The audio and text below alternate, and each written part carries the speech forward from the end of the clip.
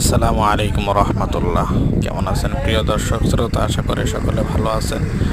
আপনারা দেখছেন এটা হলো খুলনা জেলার বটিয়াঘাটা উপজেলার অন্তর্গত কাজীবাসা নদী। নদীটা মোটামুটি অনেক বড়। এই নদীতে জেলেরা ইলিশ মাছ ধরতেছে। অনেকগুলো নৌকা দেখা যাচ্ছে যেখানে জেলেরা ইলিশ মাছ ধরতেছে। মাশাআল্লাহ, দেখতে দৃশ্যটি খুবই চমৎকার। তাই মনে মনে ভাবলাম যে বিষয়টি আপনাদেরকেও দেখানো উচিত, আপনাদের সাথে এই বিষয়টি শেয়ার করার জন্য ভিডিওটি বানানো। দেখেন, এই একটা নৌকা দেখা যাচ্ছে, ওই একটা দেখা যাচ্ছে, ওই পাশে আর একটা দেখা যাচ্ছে, আরও অনেক আছে।